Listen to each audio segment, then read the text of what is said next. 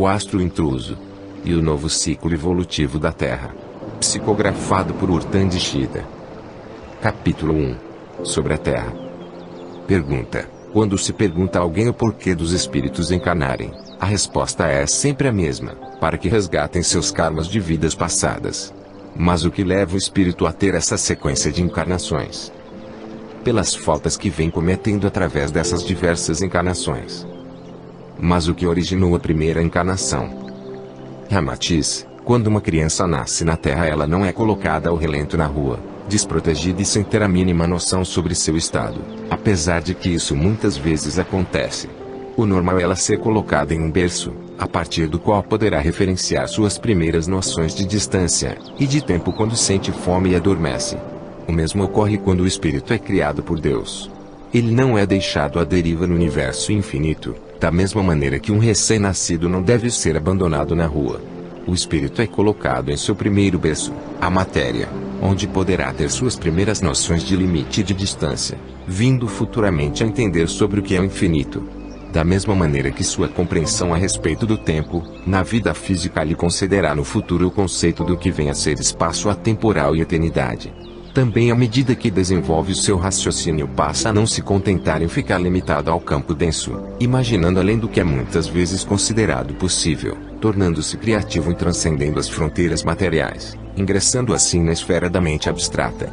Dessa forma, o espírito vai aos poucos entendendo sobre si mesmo, sobre o universo e sobre Deus. E, gradualmente, sobre o seu próprio potencial junto à criação divina, na construção de seu microcosmo. Portanto, a primeira encarnação é a colocação de um espírito recém-nascido em seu primeiro berço, onde, por ser ainda imaturo, cometerá inúmeras faltas, precisando retornar a outros berços, creches e escolas pelas reencarnações até que aprenda. O caminho natural daí em diante atravessa diversas escolas, da mesma forma como uma criança na Terra ingressa no maternal, no primário, e posteriormente na universidade. E cada plano material, através dos incontáveis planetas existentes para esse fim, constitui-se numa escola a ser frequentada. A Terra é uma escola, Marte é outra um pouco mais avançada com vida espiritual, assim como a vida pulsa em bilhões de planetas em todo o universo conhecido pelo homem, onde espíritos frequentam cursos pertinentes aos seus estágios mentais. E cada planeta, conforme o estado evolutivo que se apresenta, possui ciclos que correspondem numa escola aos anos letivos. Tais ciclos diferem de um planeta para outro, em função das necessidades karmáticas de seus habitantes. Pergunta: no caso da Terra, como se dividem esses ciclos? Ramatiz: cada ciclo possui 13.332 anos, sendo iniciado pela passagem periódica do astro intruso quando este tangencia a órbita planetária, como veremos mais adiante. Atualmente a Terra está iniciando o terceiro milênio da Era Cristã, porém no curso do último milênio do atual ciclo que chega ao fim, o 13º. Pergunta: gostaria de uma explicação sua mais detalhada sobre a questão entre evolução material, evolução espiritual, e ciclos da Terra. Ramatiz: é preciso um enfoque amplo dessa questão. Vamos exemplificar. Imaginem uma sociedade religiosa composta de dezenas de membros fundadores, que consagram suas vidas ao estudo no local e à administração daquela casa. Aos poucos esses membros irão desencarnando, sendo substituídos por outros que ali estão, enquanto que simultaneamente a sociedade incorpora novos membros com menor conhecimento, ainda em aprendizado inicial. É um processo dinâmico de crescimento natural. Os novos diretores podem ou não manter o status deixado pelos antigos que desencarnaram, ou mesmo melhorar o que herdaram. Isso não impede, entretanto, que as gerações futuras que administrarem a sociedade sejam mais relapsas, cometendo equívocos sérios, ou descuidando de várias questões como a manutenção física da casa. A dedicação que antes era observada pode não ter continuidade, fazendo com que a sociedade perca em termos de qualidade de ensino e de aprendizado, em aparência física, e até seja extinta. Tudo vai depender das motivações entre seus membros, do conhecimento, da sabedoria, e o livre-arbítrio é a chave de tudo. Normas podem ser alteradas e novas regras estabelecidas.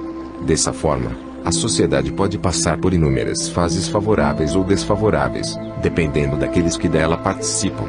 Seus membros, entretanto, como espíritos, nunca deixarão de evolver e de aprender, mesmo que seja através do erro. Fato similar ocorre na Terra.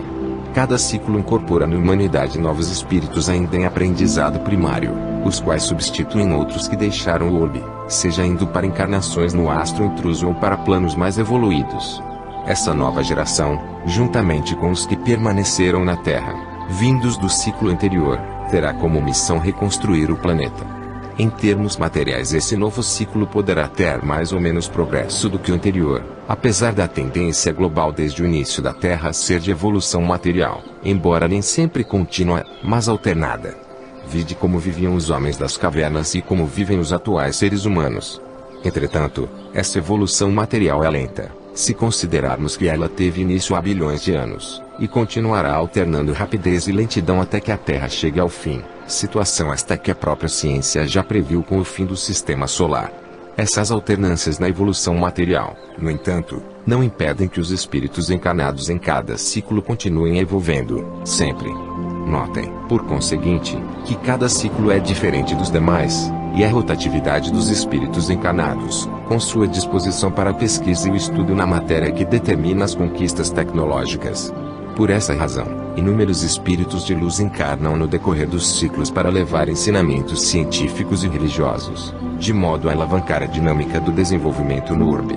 Se não fosse assim, o progresso tecnológico poderia ser bem mais lento em determinados ciclos.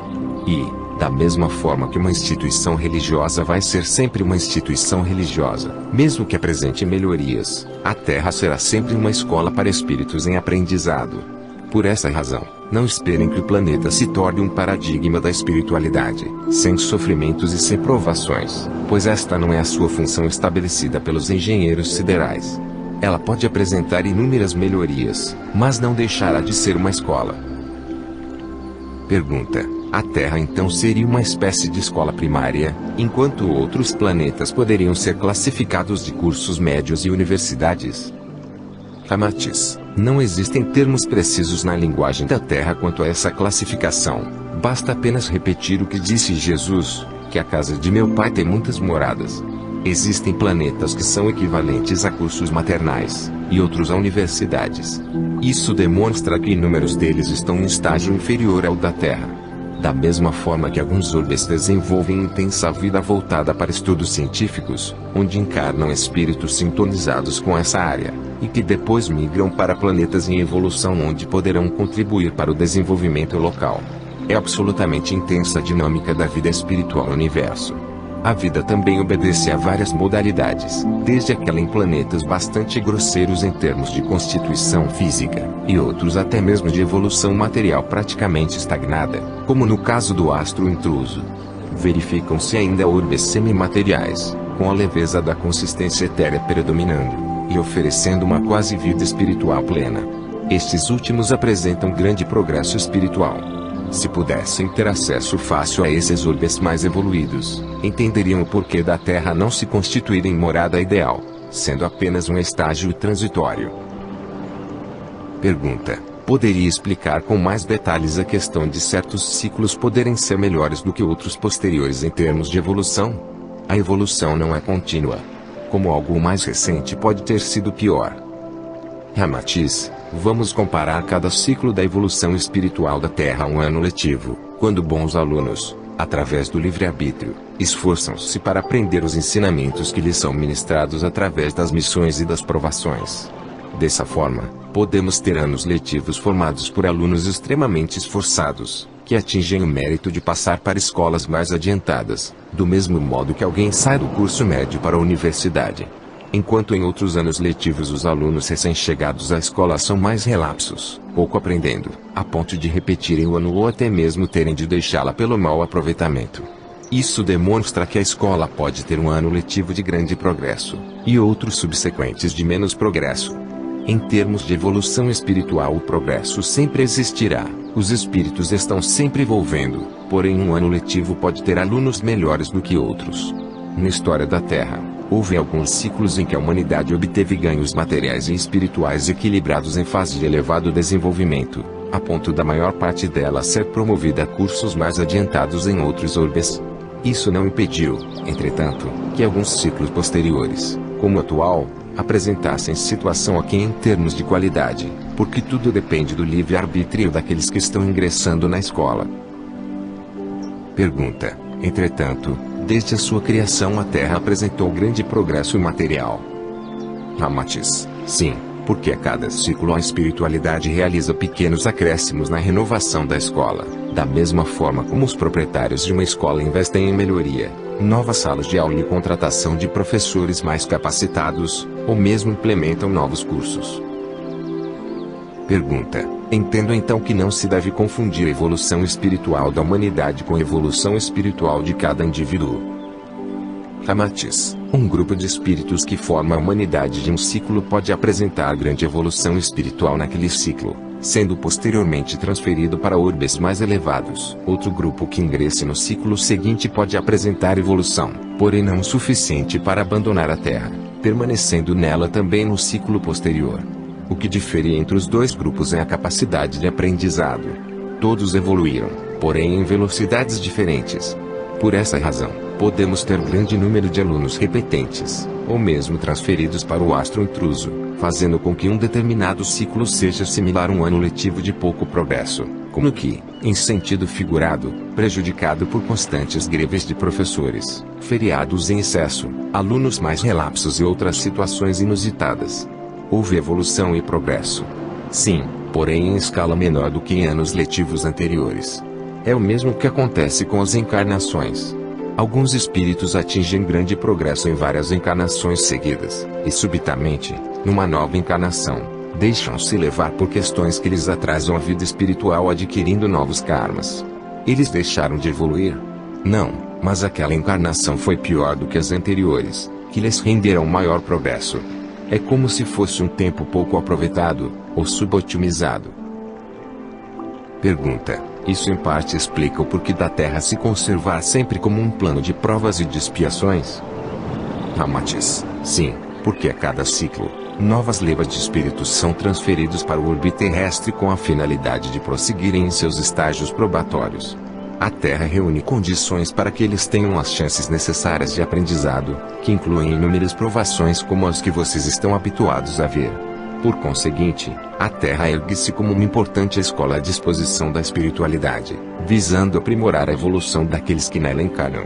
Ela é um orbe de passagem, um estágio transitório, da mesma forma que vocês passam por escolas, cursos, universidades. A Terra foi construída para esse fim. Pergunta: e em tais levas de espíritos que migram para a Terra podem existir alguns que repitam faltas graves, é isso? Ramatiz: voltamos novamente ao exemplo das encarnações de um espírito. Quando lhe é dada a chance, ele aproveita a oportunidade em si, mas não significa que irá aproveitar devidamente o tempo dessa encarnação modificando-se como deveria. Com toda certeza, irá evolver, porém, poderá deixar graves lacunas, ou adquirir novos karmas, que lhe farão passar provações mais severas em futuros corpos densos.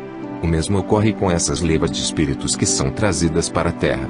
Por um lado, eles trazem também códigos genéticos que contribuem para a formação mais aprimorada do DNA local, sendo uma forma de interação dinâmica das várias civilizações que constituem o universo.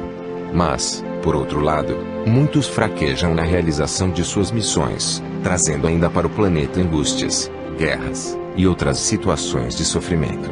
Muitos que estagiaram no astro intruso, por exemplo, e ali passaram por grandes sofrimentos, pedem novas chances no orbe terrestre, mas, quando encarnados, voltam a cometer faltas antigas que os levaram no ciclo anterior para aquele planeta higienizador.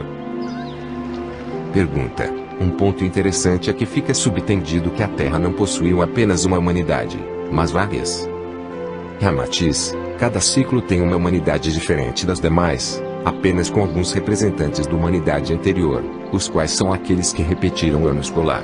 Tudo se renova: hábitos, idiomas, religiões, modismos, entre outros itens.